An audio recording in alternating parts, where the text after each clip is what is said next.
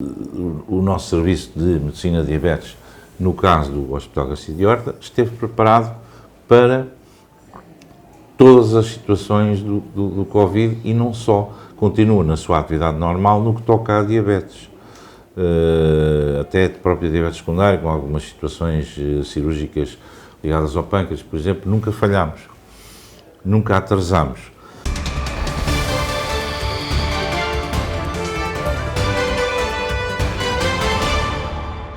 A nível de consultas e de outros apoios que fazemos, exames auxiliares, não paramos nunca. Nas consultas, no caso específico da diabetes que me pergunta, não paramos nunca a consulta de diabetes. Aliás, houve até aumento de algumas consultas em alguns casos. Dividimos as consultas em presenciais, nunca paramos as primeiras consultas, não temos lista de espera. Está rigorosamente igual como antes da pandemia, que era zero.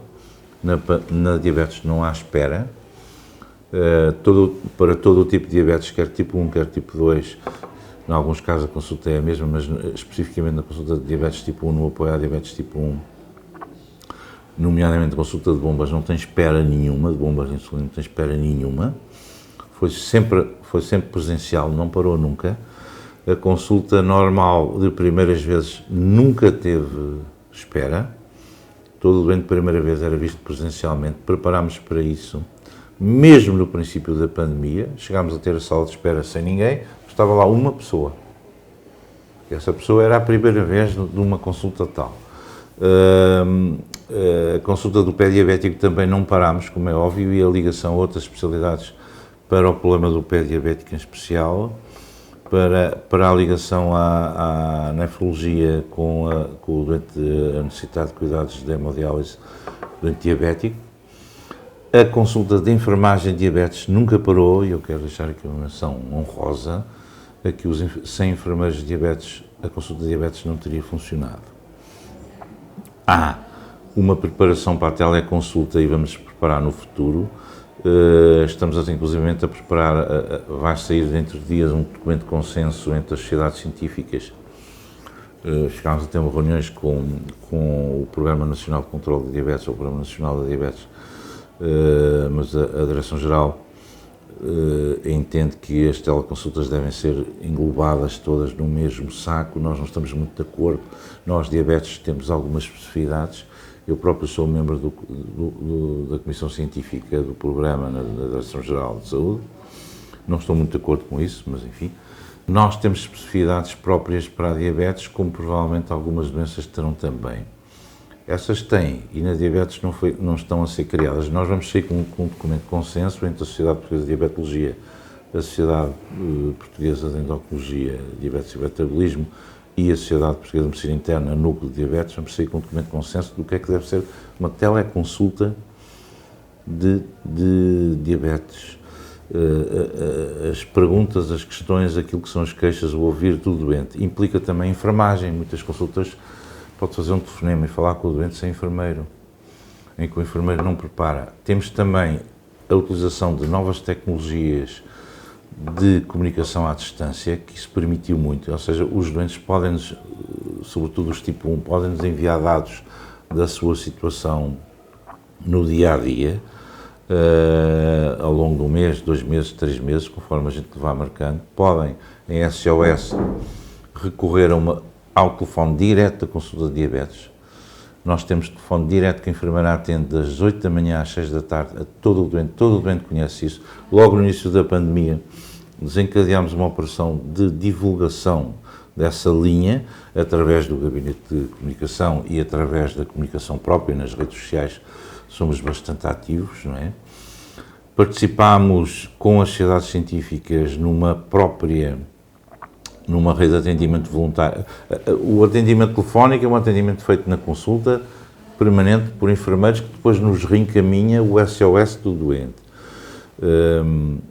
Na linha de atendimento telefónico das sociedades científicas em que colaborámos, na Sociedade de Endocrinologia, Diabetes e Metabolismo, colaborámos o Núcleo de Diabetes e a Sociedade de Endocrinologia, numa linha de atendimento permanente, 24 horas, em regime voluntariado, atendida por médicos. Eram 6 médicos por dia que estavam on-call diariamente, tiveram durante 3 meses. se for preciso reativar, reativamos.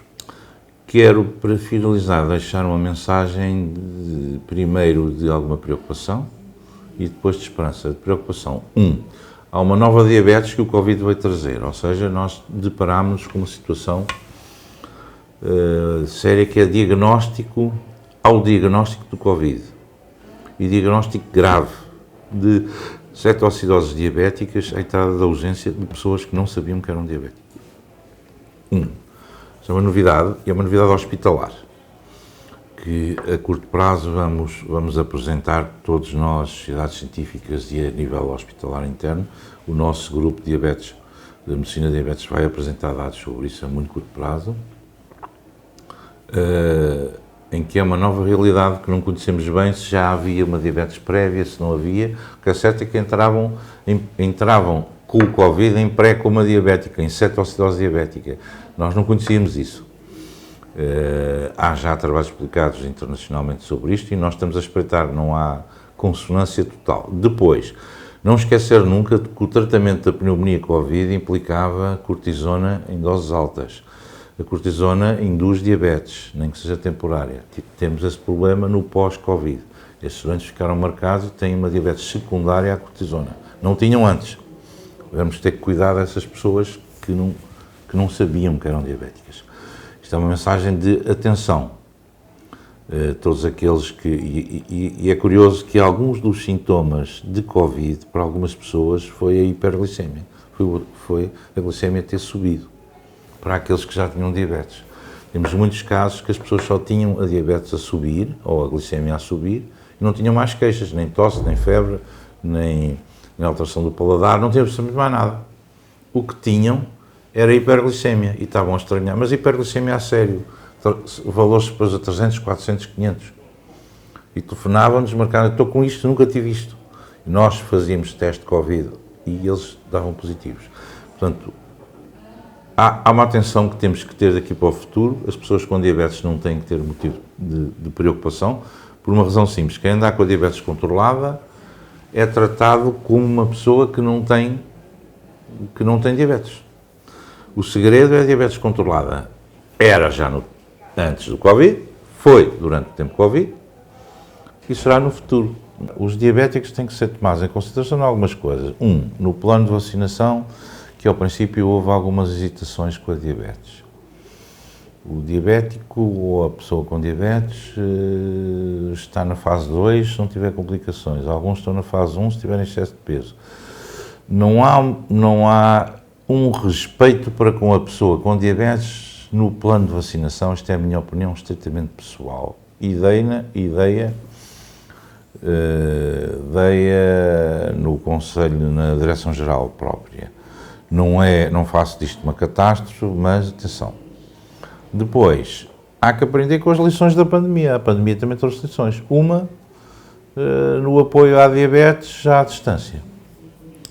Na utilização de meios tecnológicos modernos, altamente sofisticados, que Portugal tem acesso neste momento. Algumas coisas para trás, alguns aparelhos tecnológicos estão a aguardar a aprovação no Infarmed, não faz sentido numa hora destas. Aprova-se vacinas em meses. E depois coisas muito importantes para verificar controle glicémico à distância aguardam a aprovação no Infarmed, sobretudo negociação de preços e de comparticipações. Não faz sentido. Mas durante este período foram aprovados novos fármacos para a diabetes, portanto, pelo Infarmed, o que é positivo. Novos fármacos, há uma nova conduta. Isso permitiu também que os doentes em si, com diabetes, fossem mais bem tratados. Porque há 1 ano e meio atrás foram aprovados, estão no mercado novos fármacos muito mais eficazes e com um tratamento mais eficaz e mais qualitativo.